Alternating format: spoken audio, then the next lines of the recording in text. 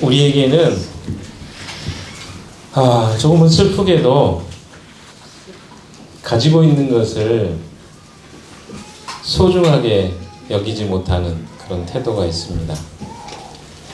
그것을 잊어버렸을 때에만 그 다음에 소중함을 느끼는 그런 마음이 있는 것 같습니다. 그때 미리 그것을 알았더라면 참 좋았을 텐데, 그럼에도 불구하고 그것의 상실이 내게 깨달아지고 느껴졌을 때만 우리는 그것이 정말 가치 있었구나 라고 생각하는 경향이 있는 것 같습니다. 어떤 게 있을까요? 사람들은 함께 할 때는 그 소중함을 잘 모르다가 그 사람의 부재를 겪고 나면 그때서야 그 사람의 소중함을 새삼스럽게 깨닫곤 합니다. 가족들이 그런 것 같아요. 저에게도 그렇게 중요하게 매일 보고 싶고 이런 건 아니었는데, 어머니라는 존재가 저에게는 좀 그런 존재 같습니다. 계실 때는 한편으로 불편하고 한편으로 또 이렇게 어머니에게 전화만 하면 안 맞을 것 같고 이런 생각이 있었는데, 막상 안 계시고 나니까 허전한 모습을 보게 됩니다. 특별히 제가 고향이 이제 광주인데 갈 일이 없어지더라고요. 어렵게라도 갔거든요. 9시간 걸려서 갈 때도 있었는데, 그게 어떤 의미였을까? 지금은 이제 그런 가도 없기도 하지만 가족들은 있습니다. 그러나 그만큼의 가치는 아니구나 하는 것들을 이제 비로소 깨닫곤 합니다. 저는 하나복에 있는 교회 목사님과 교제할 때 저희 교회의 소중함을 자주 느끼곤 합니다. 목회 사역의 어려움들을 주로 그분들이 이야기하셔요. 그럼 주로 어떤 이야기를 할 것 같습니까? 성도들의 어려운 이야기. 사실 이렇게 표현하면 그러는데, 목회자로서 정말 그 성도가 잘 됐으면 좋겠다고 생각하는 마음이 많죠. 그러나 이 성도는 좀 없었으면 좋겠다 하는 마음이 느껴질 정도의 그런 이제 개인적인 이야기를 하는 거니까, 그런 이야기를 들을 때 저에게는 그래도 우리 교회는 그런 종대는 없는데, 그럴 만큼의 사람 없는데 너무 감사하다.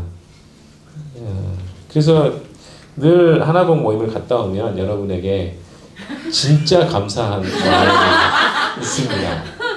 문제는 하루가 지나면 다 잊어버리니까 그게 문제긴 합니다. 건강도 그렇지 않습니까? 건강할 때는 그냥 마음대로 살죠.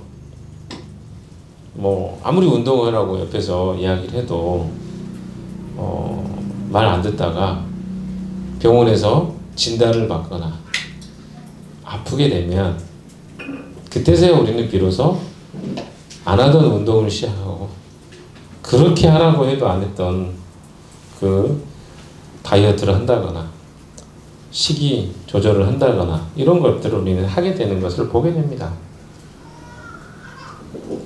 그게 우리 모습인 것 같아요. 잃어버려야만 깨닫는 그 어리석음. 예수님은 어떠셨을 것 같습니까? 3년 또는 3년 반 동안 함께 했던 제자들, 사실은 그 제자들은 예수님과 정말 많은 시간을 보냈다고 제가 이야기 드렸습니다. 그런데 실상 그 제자들은 예수님 편에 생각할 때는 없었던 존재들처럼 여겨질 만큼 답답함을 느끼셨을 것 같아요. 왜 그렇죠? 예수님이 그렇게 많은 이야기를 하셨는데, 진리도 깨닫게 해주시고 설명도 해주시고 그랬는데, 여전히 십자가가 내일인데 여전히 하는 이야기가 뭡니까? 아버지를 내게 보여주십시오. 주님이 가는 길을 어떻게 압니까? 어디로 가는지도 모르는데. 이런 이야기들.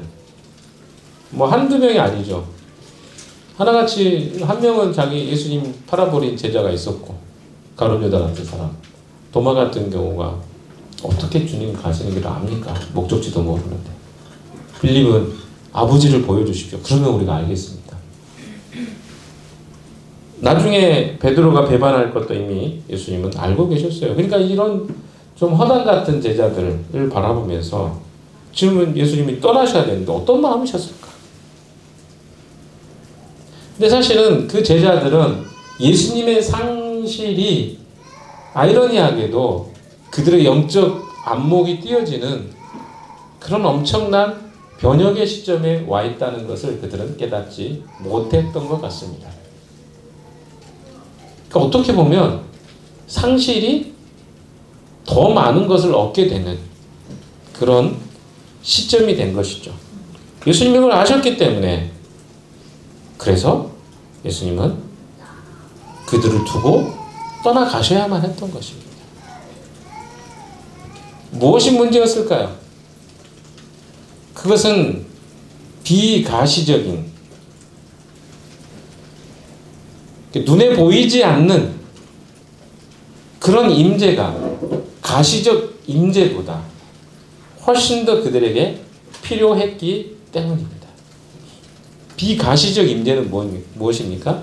보이지 않는 영적인 임재, 성령의 임재하심입니다. 가시적 임재는 무엇입니까? 예수님이 함께 하시는 것입니다. 근데 우리가 늘 추구하는 건 무엇입니까?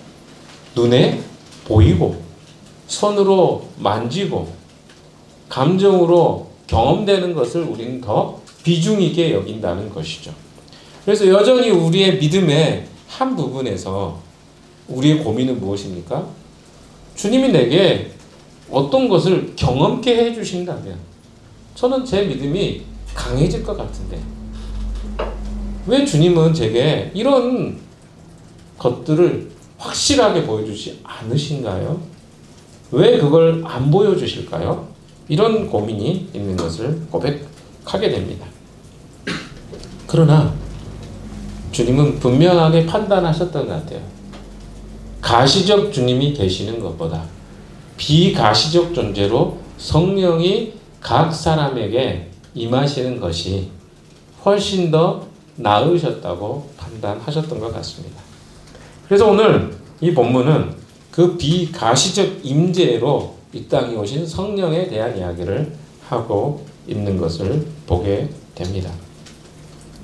그래서 오늘 본문의 이야기들을 우리가 함께 보면서 비가시적 임재 가운데 주님이 오셔야 했던 이유가 무엇이냐? 상실이 그들에게 오히려 더 큰 변화와 기쁨으로 다가오게 되었다는 것들을 여러분이 좀 기억해 볼 필요가 있겠습니다. 오늘 본문은요, 조금 여러분이 영어 성경을 보시면 도움이 조금 더 될 것 같아서 제가 NIV 버전으로 좀 보시는 걸 좀 추천을 드립니다. 좀 눈에 들어와요. 여기 보시면 15절에 이야기하죠. 15절 같이 한번 읽어볼까요? 시작. 너희가 나를 사랑하여 내 계명을 지킬 것이다. NIV에는 If you love me, keep my commands라고 되어 있습니다. 그러니까 계속 나의 명령을 지키라. 근데 뭐 하면? 사랑하면. 예수님을 사랑하면 무엇을 해야 된다는 것이죠? 다른 말로 표현하면 예수님의 명령에 지킨다고 표현했지만 순종하면 이라고 바꿀 수 있을 것 같아요. 예수님의 명령을 내가 순종하면 내가 뭐가 되는 거예요? 주님을 사랑하는 것이 되는 거예요. 이해되시나요? 그러니까 내가 순종한다는 것의 의미가 우리는 자꾸 제가 그 표현 많이 쓰죠. 순종을 별로 안 좋아한다고. 왜? 내 부모와 이렇게 매치가 돼서 우리는 자꾸 생각하는 경향이 있기 때문에 순종하는 것은 굴복하는 것이고 비굴해지는 것이고 그리고 나의 자유가 없는 것이고 내가 무가치해지는 것이고 이렇게 우리는 생각이 막 간단 말이에요.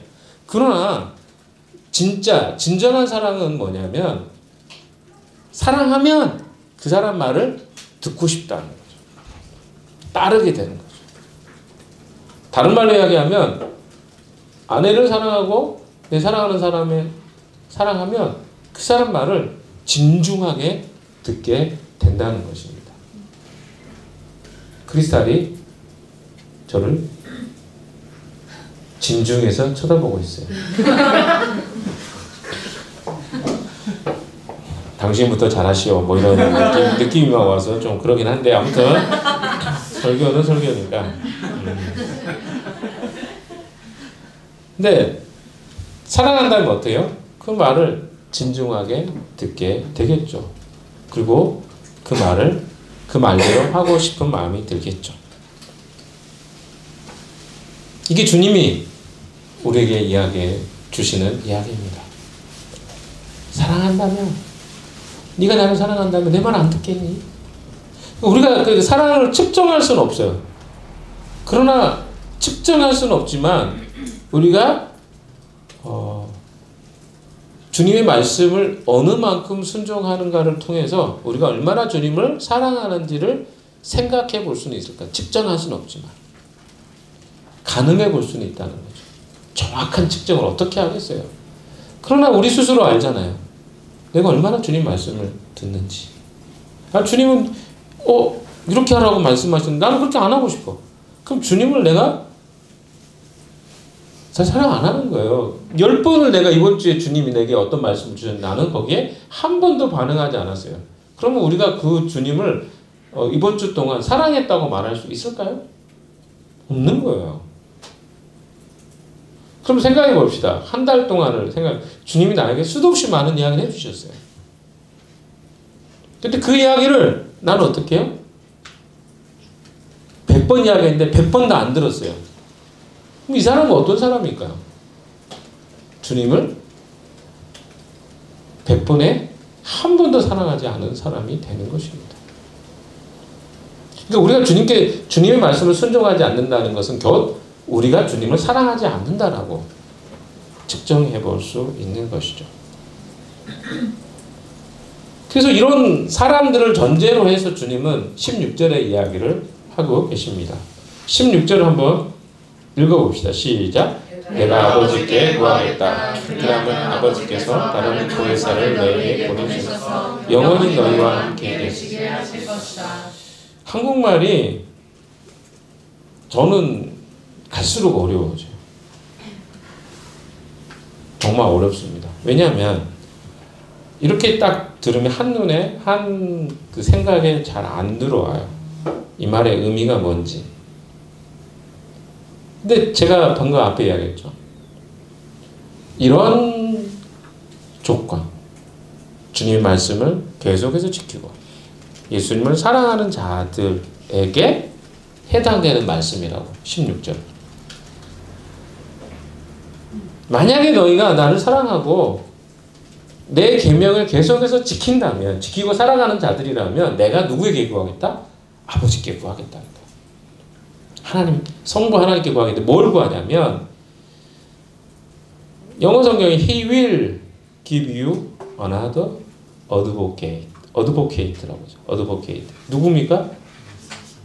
advocate라는 이 단어를 조금 번역이 옹호자, 변호자, 지지자 뭐 이런 거예요. 누구를 주신다? 다른 보혜사, 우리말은 보혜사인데 옹호해주고 지지해주고 변호해주고 응원해주고 다른 말로 하면 격려해주는 보혜사를 보내주겠다. 예수님도 보혜사예요. 그러니까 저는 최근에 탄핵 심판이 진행되고 있잖아요. 이제 뭐 준비하는 걸 봤어요. 근데 진짜 신기하게 법정에 있죠? 재판관이 딱 있고 양쪽에 검사가 있고 오른쪽에 변호사가 있습니다. 피의자가 있고 고발인이 있어요. 그럼 뭐요? 고발인은 자기 고소하는 내용을 다 이야기합니다. 곽성희 자매 이러이러한 이유로 이 자매는 하나님께 구원받을 수 있는 자격이 없습니다. 이게 사단이 고소하는 내용이거든요. 사단이 할 일이 이거예요. 나중에 주님 앞에 가기 전에. 그러면 예수님이 뭐라 그래요? 곽성희는 이러이러한 잘못이 있었던 걸 인정합니다. 그러나 내가 우리 곽성희를 위해서 대신 피 흘려 죽었으므로 곽성희 자매의 모든 죄는 사함을 받게 되었습니다. 판사님 참고해 주십시오. 이렇게 이야기하는 거예요. 이게 바로 보혜사가 하시는 일입니다. 이해되시나요? 보혜사는 그 일을 하시는 거예요. 내가 어떤 잘못을 했는데 그 잘못에 대해서 주님은 계속해서 뭐예요? 응원해주고 지지하고, 그래서 그 구원의 길로 갈 수 있도록 변호해주는 역할을 이 보혜사가 하시는데, 지금 예수님이 보혜사로서 그 역할을 다 하시고 이제 가시겠다는 거예요. 근데 어때요? 또 다른 보혜사를 주시겠다, 그 이야기입니다. 근데 그 보혜사가 하는 일이 뭐냐? 영어 성경에 보시면 to help, 그 다음에 be with you, to help you, be with you. 이게 무슨 말입니까? 너를 도울 것이고 너와 함께할. 그 성령이 오셔서 하시는 역할이 뭐냐면 나를 도우시고 나와 함께 하시고. 우리 안에, 그러니까 자, 전제를 잘 들으셔야 돼요. 주님을 사랑하고 주님의 말씀을 순종하는 사람들에게는 예수님이 구해서 또 다른 보혜사, 응원해주고 지지해주고 격려해주시는 보내주시겠다고 했는데, 그분이 하시는 역할이 뭐냐? 나를 도우시고 나와 함께 하시고. 성령은 그런 분이죠. 나를 돕는 분이에요. 나와 함께 하시는 분. 예수님이 마태복음 28장 18절에서 20절에 말씀하시죠. 볼지어다 세상 끝날까지 내가 너희와 함께 하시리라. 네, 함께 하겠다 하시니라. 그렇죠? 무슨 말입니까? 세상 끝날까지 내가 너희와 함께 하겠다. 그 말 속에 담겨있는 말이 무슨 의미냐면, 예수님은 승천하셔요. 근데 어떻게 함께 하시냐고요. Be with you. 누구와 함께? 성령으로 너희와 함께 하겠다. 이 말이거든요. 예수의 영이거든요. 성령은. 그 성령이 우리와 함께 하시는 것이 바로 예수님이 약속하신 너희와 함께 하겠다고 하신 말씀의 의미입니다. 근데 그분이 뭐 하시는 거예요? To help. 여러분을 돕는 거예요. 그리고 또 뭡니까? Be with you. 너와 함께 하십니다. 주님이 우리 이 약속을 주셨어요. 그러면 예수님이 요한복음 14장 지금 16절에 약속하고 있습니다. 영원히 함께 하시는 그분이 우리에게 주신 약속, 나를 도와주시기. 어떻게 도와주셔요? 그러면 여러분 성령에 대해서 잘 모르시는 분들이 있으니까 어떻게 도와주시는데, 내 안에서 내가 길을 잃을 때, 길을 잃는다는 거 뭡니까? 내 방향, 주의 말씀은 내 발의 등이요 내 길의 빛이시니이다. 내가 한 걸음 한 걸음 길을 때 어떻게 가야 될지. 주님 이거 뭔가요? 무엇이 진리인가요? 무엇이 바른 길이죠? 제가 어떻게 가야 될까? 이 모든 것에 대해서 누구요? 성령이 우리에게 도움을 주십니다. 실제로 그렇습니다. 제가 이번 주에 이제 저랑 함께 기도하시는 그룹이 있는데, 그룹 영성 기도하는 그룹이 이제 12월 해서 마무리를 했는데, 내년에 이제 안식월을 2달을 보내려고 하는데, 제가 아무리 생각하고 기도해도 답을 못 찾겠더라고요. 그래서 그 시간에 함께 기도하고 응답을 구하는 시간이 있었습니다. 그래서 기도 제목을 나눴어요. 안식월에 뭘 해야 될지 모르겠어요. 그래서 좀 기도 부탁합니다. 장소, 어떤 장소, 또 어떻게 보내야 될까 기도를 했는데, 보통 이제 우리가 기도할 때는 5분 정도 기도를 먼저 하고, 그 다음에 한번 3분 정도 더 기도를 한 다음에 나눔을 해요. 그 제목 가지고 기도하는데, 하나님이 기도하는 중에 딱 깨닫게 해주신 2 단어가 생각났어요. 그 단어가 이제 그 하나복에서 12주년 할 때 했었던 내용인데, 돌아보기, 내다보기. 7년의 사역을 좀 돌아봐야 돼. 그 기도할 때 그 마음을 너무 주셨어요. 우리 옆에 기도해 주시고, 이렇게 한 사람이 그 내용을 나누면 나머지 사람들 기도해 주거든요. 이 사람이 그 하나님의 뜻을 발견할 수 있도록 같이 기도해 주면, 제가 그 시간에 집중해서 기도하는데 그 마음을 주시더라고요. 내가 7년의 사역을 돌아봐, 한 달 동안.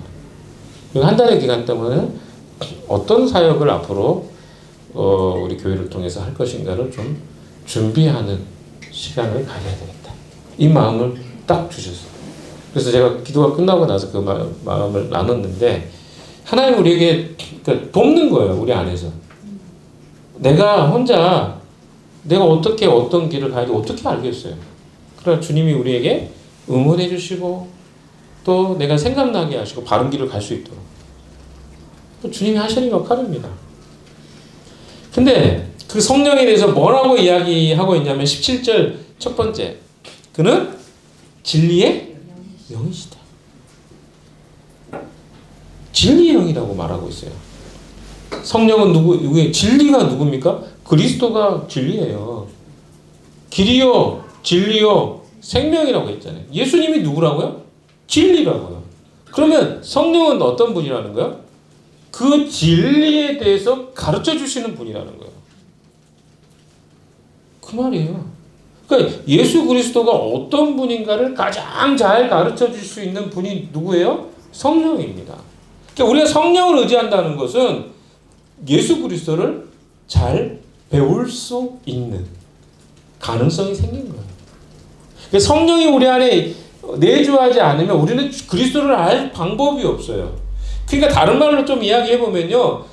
진리의 영이 우리 안에 거주하지 않으면 우리가 이단이 되는 것도 우리 안에 진리의 영이 내주하지 않기 때문에 그런 거예요. 왜? 그리스도를 가르쳐 주시는 분이 이거 아니야 라고 말해 주실 거 아닙니까? 근데 그걸 선택한다는 건 뭐예요? 내 안에 진리의 영이 계시지 않는다는 거예요. 왜? 성령은 진리를 가르쳐 주고 그분이 어떤 분인가를 드러내주는 역할을 하기 때문에 그렇습니다. 그래서 뒤에 보시면 세상은 그를 보지도 못하고 알지도 못하므로 그를 맞아들일 수 없다. 영어 성경에는 이게 더 먼저 나와요. 뭐가 먼저 나올까요? The world cannot accept him. 그게 먼저 나옵니다. 그러니까 세상은 예수님을 받아들일 수 없어. 영접할 수 없어. 왜? 그들은 볼 수도 없고 알 수도 없기 때문에.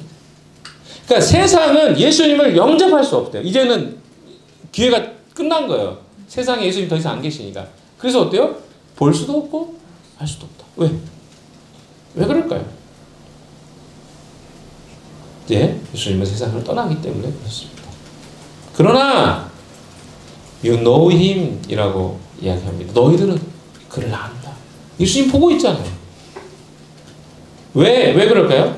For he lives with you and will be in you. 이렇게 표현하고 있어요. 그러니까 지금 너희와 함께 예수가 있고 너희 안에 will be in you라는 거. 너희 안에 거주할 것이기 때문에. 그러니까 지금은 그리스도가 함께 있고 너희는 안다 그랬으니까 너희가 함께 있고 나중에는 어떻게 성령이 오셔서 너희와 내주하게 될 것이기 때문에. 굉장히 재밌는 이야기예요.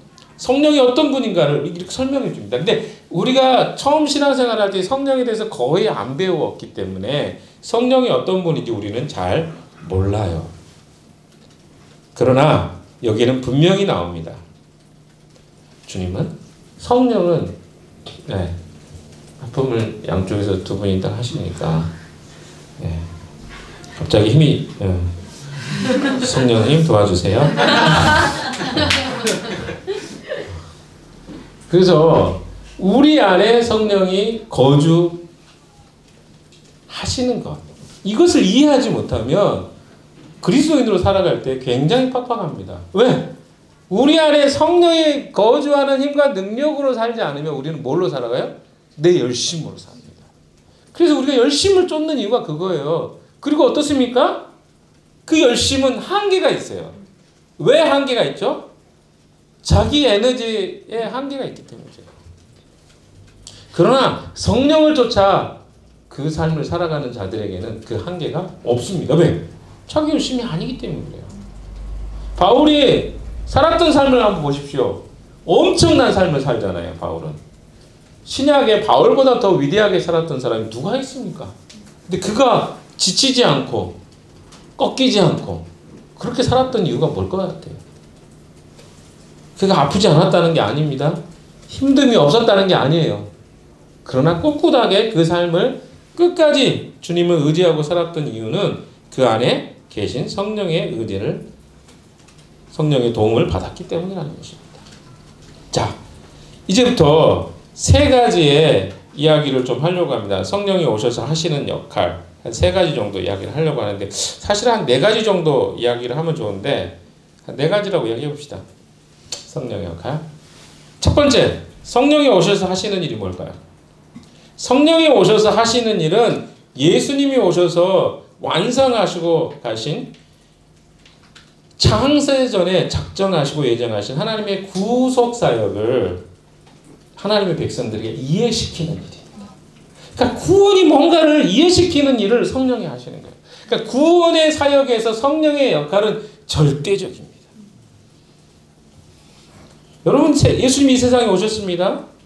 요한복음에 이야기했잖아요. 빛이 세상에 오셨으나 세상에 예수님을 알아보지 못했다. 그래서 세례 요한이 빛을 증거하기 위해서 광야에서 그렇게 애절하게 외친 거 아니겠습니까? 빛은 막 증거하고 설명해서 알 수 있는 게 아니죠. 그냥 보면 되는 것입니다. 야, 빛은 이런 거야. 빛이 있으면 뭐 이렇고 막 설명하는 그게 아니라, 아, 빛이 이런 거네? 아, 빛이 있네? 이렇게 이해하는 것입니다. 아, 저게 빛이구나. 이렇게 이해를 해야 되는데, 그런데 하나님께서 그 빛을 증거하도록 누군가를 보내셨다는 것은 이 땅에 있는 사람들이 다 어떻다는 사람이에요? 소경이었기 때문에 그런 거예요. 눈을 보지 못하는 사람들이기 때문에 눈을 볼 수 있도록 빛에 대해서 증거하는 자를 보내셨다는 것입니다. 자, 그렇게 세상은 예수님을 알아보지 못했습니다.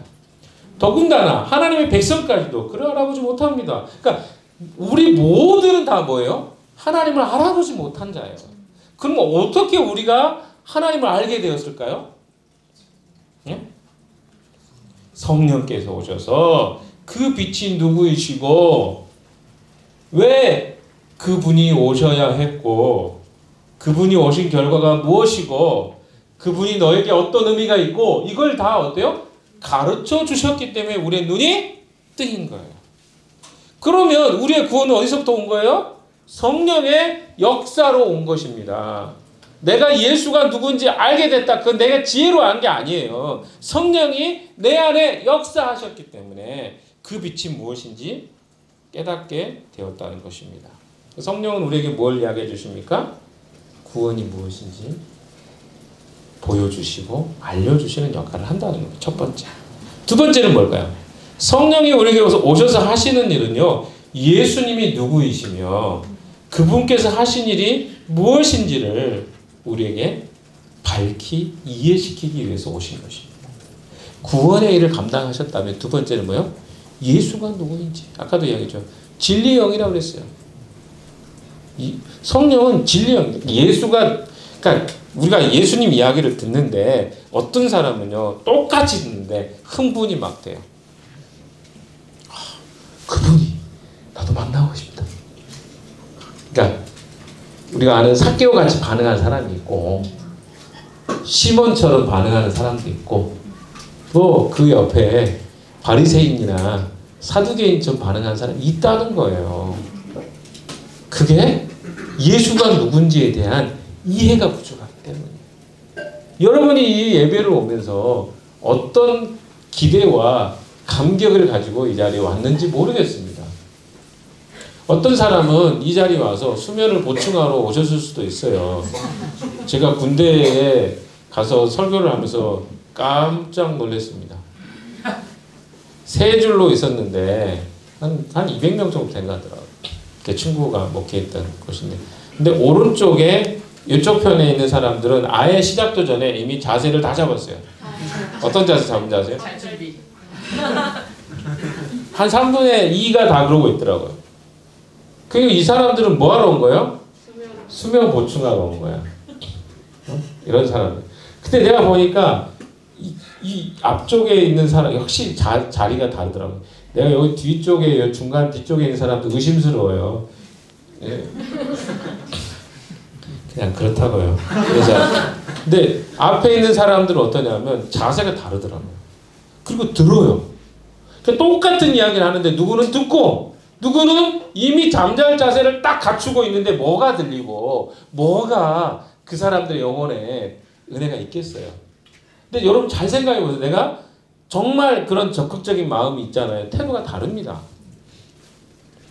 가끔씩 여러분의 마음속에도 그런 게 있잖아요. 아, 오늘은 뒤에 앉자. 자는 날이야 오늘은. 생각할지 모르겠습니다. 똑같은 이야기를 듣는데 예수가 누군지에 대해서 이해하는 사람은요. 듣고 싶어요. 그것이 어떤 이야기든지. 성령은 바로 그런 역할을 하기 위해 이 땅에 오신 것입니다. 또한 성령은요. 우리의 죄가 얼마나 무거운 것이 왜 예수님에 대한 이야기의 핵심은 뭐냐면 우리의 죄가 얼마나 무서운 것인지를 설명하는 것입니다. 지금 탄핵 심판이 이루어지고 있죠. 아직 우리 윤석열 대통령이 그 죄가 얼마나 무서운 것인지를 잘 모르는 것 같아요. 그 죄값은 사형 내지는 무기징역밖에 없거든요. 그럼 그거는요. 이 말이 무슨 의미인지가 안 다가온 거죠. 그러니까 어때요? 너무 여유를 부리고 있는 것 같은 느낌이 들어요. 그리고 벗어날 수 있을 거라고 생각하는 것 같습니다. 근데 여러분 심판은 그런 겁니다. 예수에 대한 성령이 오셔서 예수를 가르쳐 준다는 것은요. 우리에게 생명이 있다는 걸 이야기해요. 반대로 이야기하면 뭘까요? 그 반대는 생명이 없다. 심판이 있다는 걸 이야기하거든요. 근데 그 두려움을 모르기 때문에 사람들이 예수에 대해서 별로 관심이 없는 거예요. 그럴 수 있죠. 우리가 이 예수가 없는 세상에 살기 때문에 그것이 얼마나 그렇게 중요한 것인지 잘 모릅니다. 그러나 여러분 아시잖아요. 우리는 다 나중에 어떤 자리에 가게 됩니까? 심판 자리에 서게 돼요. 다 죽습니다. 우리가 죽음을 별로 안 보고 싶고 잘 보여지지 않는 세상에 살다 보니까 그게 없는. 그러나 아프고 조금만 어때요? 검사 받으러 가기만 해도 우리는 두려움을 느끼거든요. 병원에 가면 다 그렇게 느끼지 않습니까? 음산하고 누가 다 거기 있고 싶어서 있겠어요? 근데 우리는 마치 영원히 건강한 상태로 살 것처럼 생각합니다. 그렇지 않습니다, 여러분. 하나님 앞에 갈 날이 반드시 있어요. 이걸 기억하는 자들은 이런 예수에 대해서 가르쳐 주는 것을 간단하게 생각하지 않습니다. 그러나 많은 사람들이 이것을 가볍게 여기는 것은 예수가 누구인지, 예수가 주시는 심판과 생명의 자리가 무엇인지 잘 모르기 때문에 그렇습니다. 예수님은요, 요한복음 16장 7절부터 11절에 보시면 이런 8절에 16장 8절이죠. 죄에 대하여, 의에 대하여, 심판에 대하여 성령이 세상을 책망하시는데 뭐에 대해서 책망하시냐면 죄에 대해서 책망하십니다. 의에 대해서, 심판에 대해서 세상을 책망하시겠다고 말씀하십니다. 이 문제가 우리 앞에 반드시 있어요. 우리가 지었던 죄가가 있거든요. 그것에 대해서 심판하시는데 예수의 의와 예수의 죄에 대한 해결책을 갖고 있지 않는 자는 다 어떻게 된다고요? 심판대에 서게 된다는 것입니다. 성령은 바로 그런 역할을 하시는 것입니다. 그리스도인들에게는 옹호해 주시지만 그리스도가 없는 자들에게는 심판을 선언하시는 분이라는 것입니다. 세 번째 성령의 역할은 무엇입니까? 거듭나게 하십니다.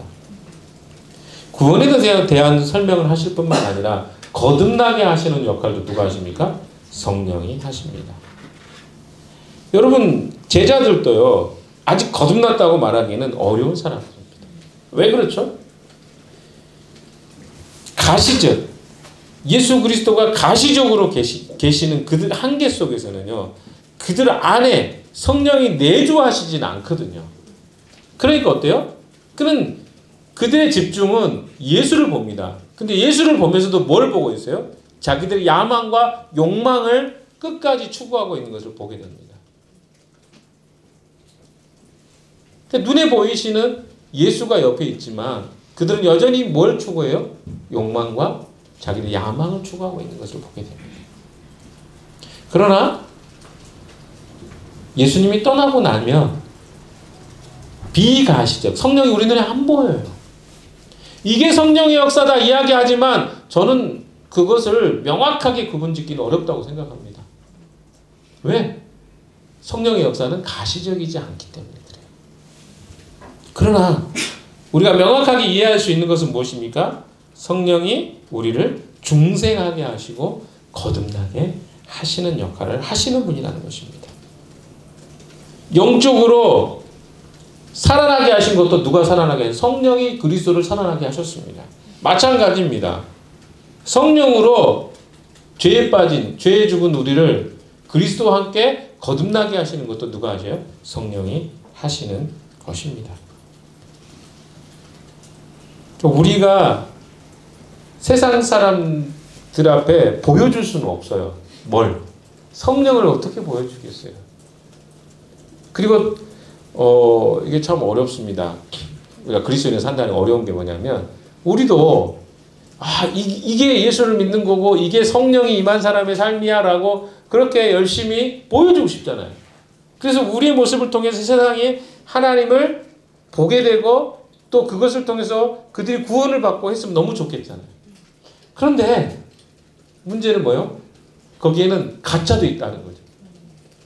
그래서 우리 성경에 많이 등장하는 게 뭐냐면 가라지, 알곡. 가라지와 알곡 비슷하잖아요. 언제 가라지와 알곡이 구별됩니까? 추수 때 구별돼요. 그래서 사람들이 가라지인데 알곡처럼 행세하기도 합니다. 우리가 그리스도인이어서 정말 성령의 인도받아서 사는 것처럼 보이기도 해요. 그럼 대체 이게 구별이 안 된단 말이에요. 세상 사람들이 볼 때. 뭐가 진짜 가라지고 뭐가 진짜 알곡인지 그들은 모른단 말이에요. 우리도 답답하죠. 이게 진짜 알곡. 이렇게 이야기한다고 구별되는 게 아니란 말이에요.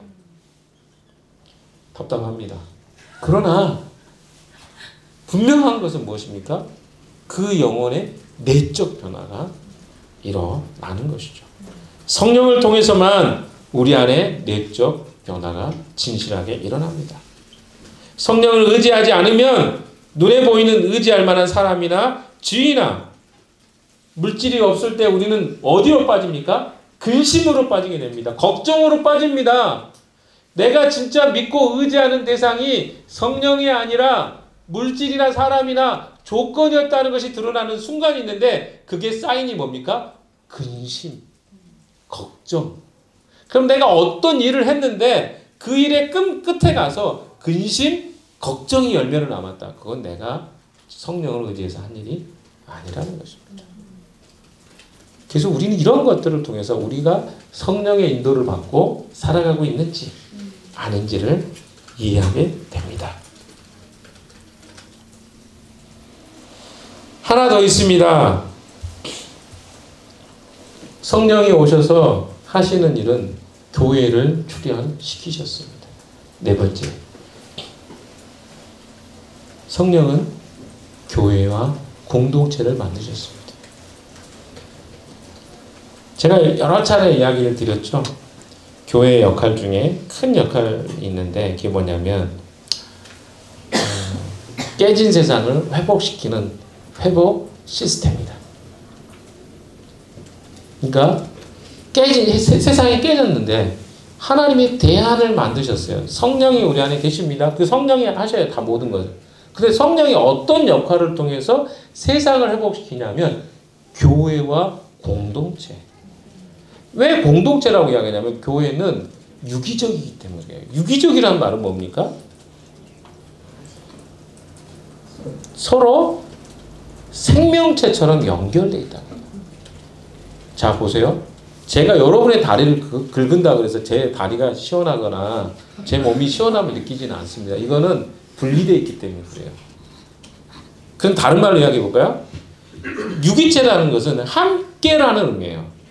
그러니까 함께 고통도 받고 함께 기쁨도 느끼고 함께 삶도 공유하는 것. 사실 그걸 통해서 어때요? 세상을 회복시키는 시스템으로 하나님이 교회를 이 땅에 만들어 놓으신 거죠. 그래서 만물을 교회는 뭐냐? 에베소서 1장 23절에 만물을 충만케 하는 자의 충만이죠. 이 표현이 조금 어렵다 그랬죠. 충만케 한다는 게 세상을 회복시키는 것에 모든 것들을 교회 안에 담아두셨어요. 왜? 그것이 하나님의 전략이고 하나님의 계획이십니다. 그래서 세상을 어떻게 해요? 그 회복 시스템 안에 접촉하고 닿기만 해도 회복될 수 있도록. 근데 여기 이 회복체가 해야 될 일이 뭐예요? 그리스도와 성령의 순종과 인도를 받고 살아가면 되는 거예요. 근데 이것이 우리 핵심이란 말이에요. 아시겠어요? 그래서 성령은 이 땅에 오셔서 교회를 만드셨고 공동체를 통해서 세상을 회복시킵니다. 만약에 여러분이 공동체라고 한다면 내가 개인이 공동체가 될 수가 없어요. 개인이 어떻게 공동체입니까?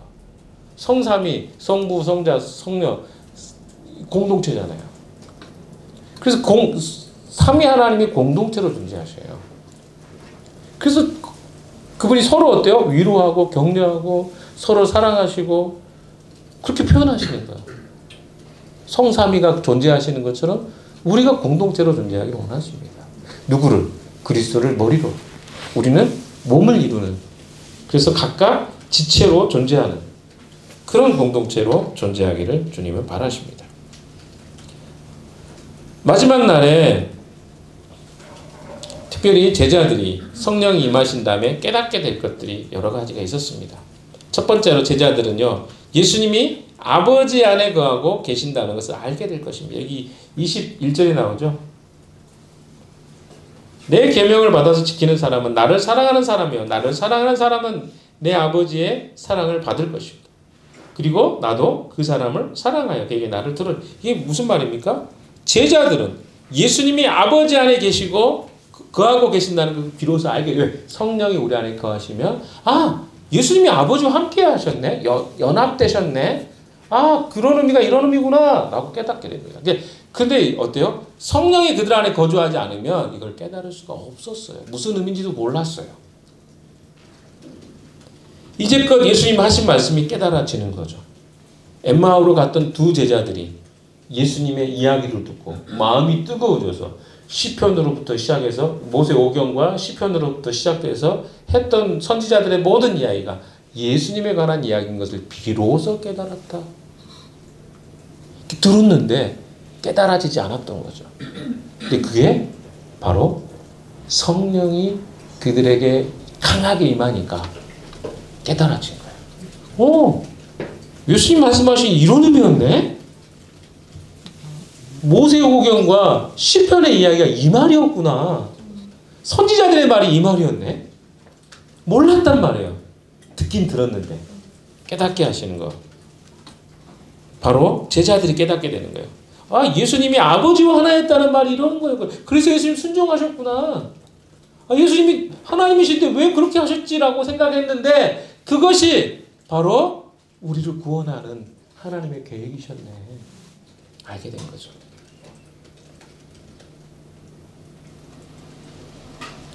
두 번째는 제자들은 어떻습니까? 자신들이 예수님 안에, 예수님이 자신들 안에 계신다는 것을 알게 될 것이다. 무슨 말이야? 예수님이 하나님과 연합됐다는 것을 알게 될 뿐만 아니라 예수님과 우리가 연합된 것도 알게 된다. 연합된다는 게 이런 거구나. 예수님이 내가 한 것보다 더 큰 일도 너희가 하게 될 것이란 말이 이런 말이구나. 왜? 자 보세요. 성령이 우리 안에 거주하십니다. 그러면 성령이 우리의 삶을 인도하셔요. 그럼 어때요? 내 성령에 순종하기만 하면 어떤 일이 생겨? 그것은 내가 하는 일 같지만 성령이 나를 통해서 주님의 일을 이 땅에서 여전히 행하시는 것이 되는 거예요. 그래서 성령이 내 안에 거한다는 말은 무슨 말이에요? 성령의 인도를 내가 경험하게 되면 예수의 일이 나를 통해서 오늘도 이루어지는 거예요. 그게 바로 성령 안에 우리가 거한다는 의미입니다. 예수님 비록 승천하셨지만 성령을 통해서 여전히 제자들과 함께 하신다는 것을 제자들이 알게 될 것이다. 지금은 너희가 모르지만. 이 말은 조금 더 이야기하면 나의 육체를 포함해서 전인격적으로 예수님의 통치를 받게 된다는 의미를 이야기합니다. 전인격적이라는 거예요. 내가 의지, 감정, 지성을 다 동원해서 그 주님을 섬기고 싶은 마음이 생기는 거예요. 이제까지는 뭐야? 안 하고 싶은데 하라니까, 제임스가 뭐 하라니까, 또 누가 상은이 목자가 하라니까 막 억지로 하는 이런 시스템에서 벗어나서 어때요? 나도 주님의 일을 진짜 하고 싶습니다. 어떻게 할까요? 이게 되는 거예요. 근데 놀라운 건 이걸 경험하는 사람들이 진짜 그리스도인의 삶이에요.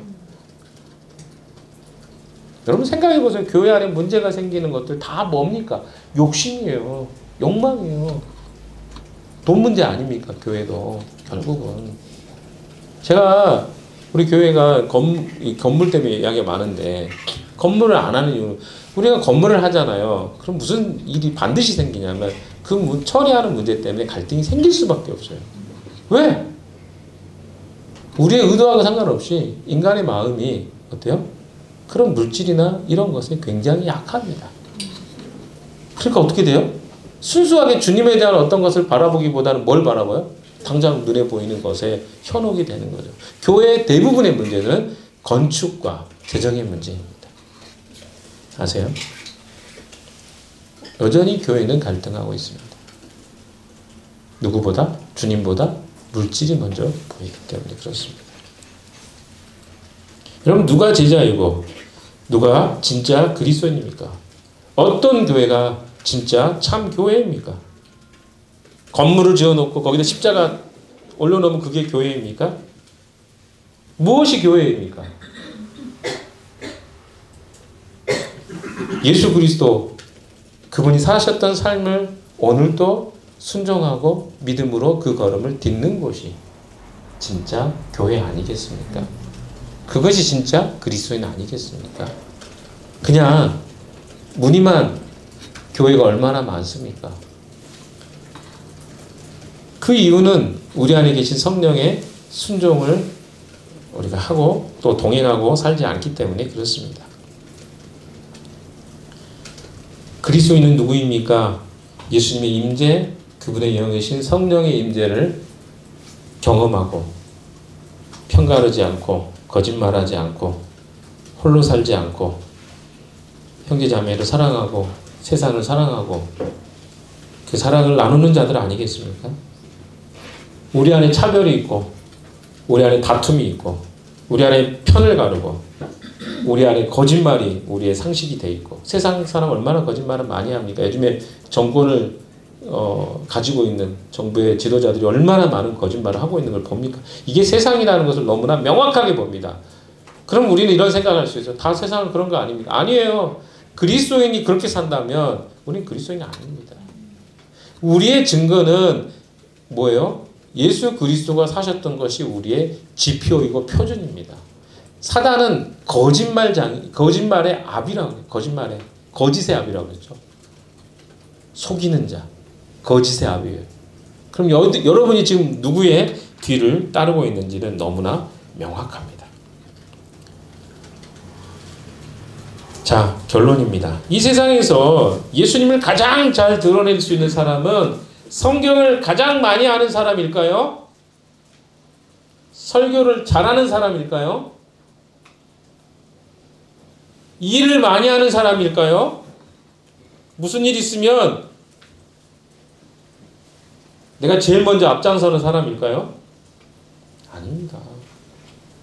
그 일이나 성경을 아는 게 덜 중요하다는 말이 아니에요. 중요해요. 필요합니다. 일하지 않는데 우리 교회도 일하지 않는데 어떻게 이렇게 예배를 드릴 수 있겠습니까? 누군가가 섬기는 사람이 있기 때문에 하는 거 아니에요. 그거 중요해요. 더 중요한 것이 있다는 거예요. 더 중요한 게 뭡니까? 그것은 이 말씀에 순종하는 자들입니다.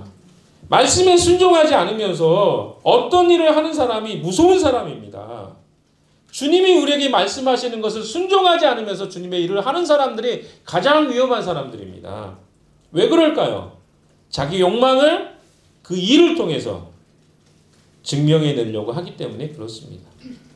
그러나 주님께 순종함으로 어떤 일을 여러분이 하고 계십니까? 잘하고 계신 것입니다.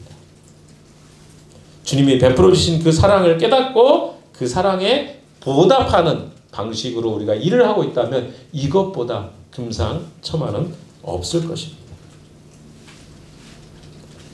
그가 얼마나 가졌는지, 그가 얼마나 아는지, 세상에 얼마나 영향력을 끼치고 있는지 하나도 중요하지 않습니다. 주님은 그것에 관심을 가지고 있지 않습니다. 주님은 그 그리스도인이, 그 사람이 예수님을 얼마나 순전하게 사랑하는지를 보고 싶어 하십니다. 그게 바로 주님의 관심사라는 것입니다. 신앙의 문제는요,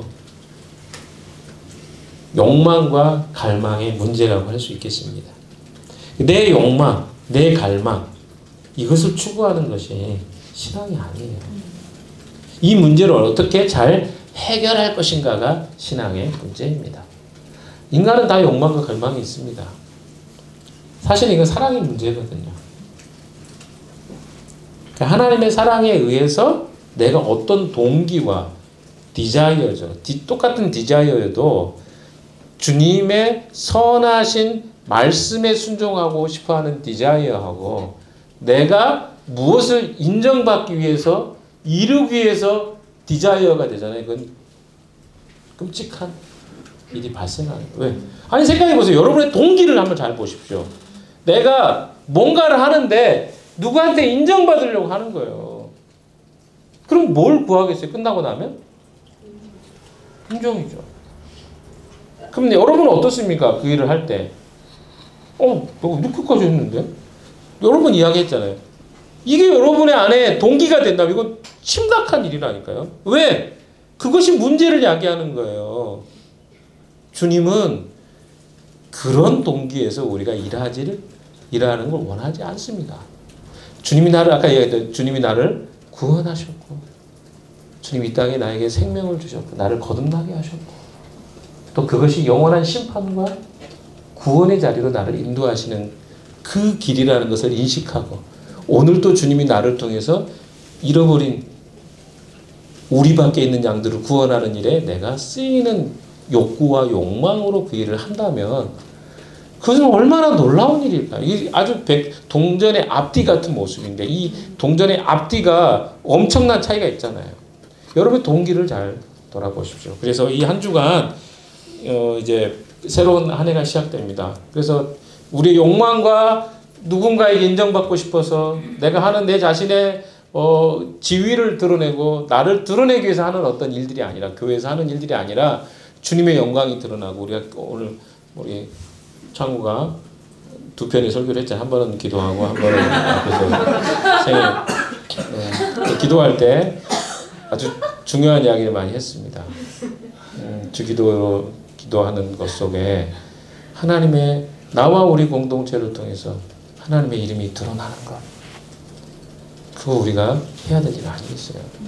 나뿐만 아니라 우리 공동체 전체가 주님의 영광을 드러내는 일에 쓰였으면 좋겠어요. 그리고 폼내는 거 하지 말고요. 그래서 자꾸 우리가 폼내기 시작하잖아요. 그럼 어때요?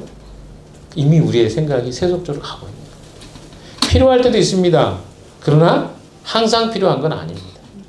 기억하십시오. 우리는 이름도 없이 빛도 없이 주님의 마음을 충족해 하고 주님께 순종하는 자로 새로운 한 해 시작할 수 있는 여러분 되시기를 주님의 이름으로 축원합니다. 기도합시다. 하나님 아버지, 새 한 해를 시작합니다. 과거의 시간, 우리 욕망을 다 내려놓고 주님께 순종하는 한 해가 되게 해 주시옵소서. 주님을 기대합니다. 예수 그리스도 이름으로 기도했습니다.